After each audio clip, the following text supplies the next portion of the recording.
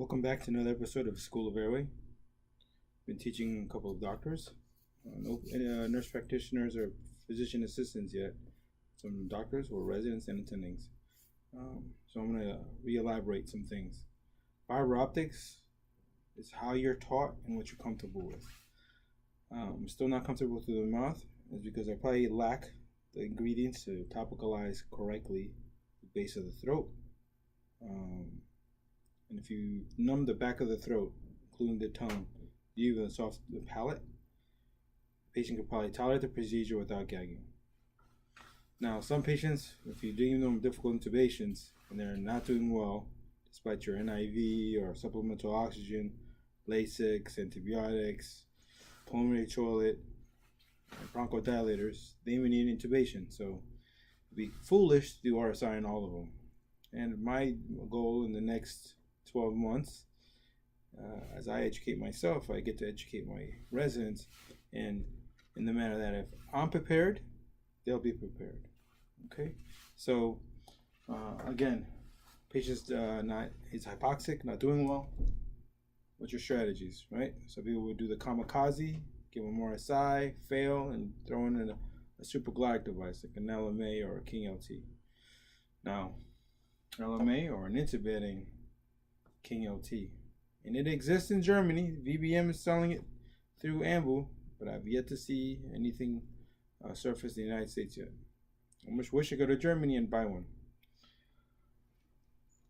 Your alternative, instead of the kamikaze, you do some DSI, delayed sequence intubation. Now you oxygenate this patient, proceed sedation for oxygenation. So give ketamine or Precedex, depending on the clinical situation. If the patient can tolerate some tachycardia induced by the ketamine.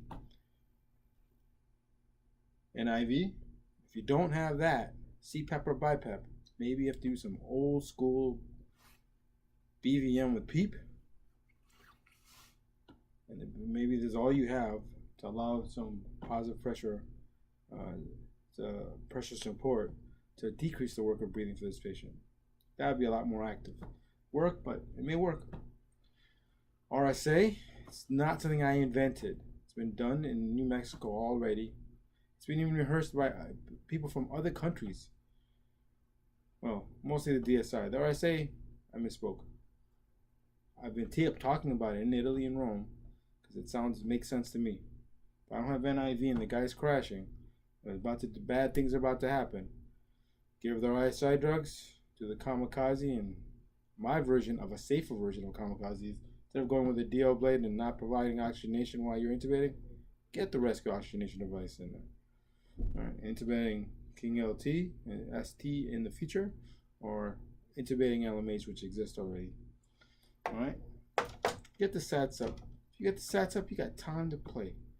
Keep the patient alive, figure out what's wrong with this patient, and figure out, am I the best person in the room to figure out how to get this airway in, protected, secured. Okay. Fiber optics. Now, how are you gonna get the fiber optics in this patient, huh? It kind of helps you if the LMA or intubating LMA is already in the airway, right? Right? You already have a conduit, a path around soft tissue, redundant tissue, if the patient has it, to get into the cords, past the cords. What you need is a glottic opening to be viewed with a fiber optic. All right? I think that's a lot easier than nasal or oral intubation. Now nasal, hey, I wish I still had liquid cocaine to put in the nose in these patients. Numb it up so well that there's no vasoconstriction. I'll minimize bleeding. I know everyone's afraid of coagulopathy in these patients who almost everyone is on aspirin, prophylactically or not, for strokes or heart attacks. You know, some patients are low risk AFib, but some patients are NOACs, old school warfarin, or Lovenox. Hey, that's going to all promote bleeding if there's trauma, and there is going to be trauma, jamming the large tube that you can find into that nose. All right, you can use it for nasopharyngeal airway, coat that with lidocaine jelly, and pre-treat with Afrin. You minimize discomfort; it's going to still be uncomfortable. Oral intubation over here, that either requires a special oral pharyngeal airway that people call bite blocks. You put the tube in, If you have it already preloaded on the fiber optic, you should have the ET tube somewhere secure, either on the device that you're about to use the scope with, or through the oral airway, and get comfortable with it. It's in a more of an acute angle. People don't understand. Once you get past the tongue, you better acutely look down, because the cords are somewhere there. All right. And I'm working with the mannequins that I have.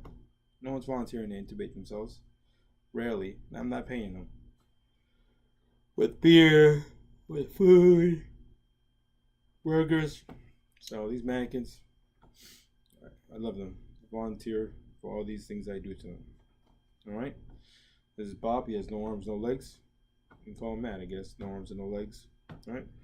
So, regardless, this mannequin saves lives because I get to save patients. Okay. All right.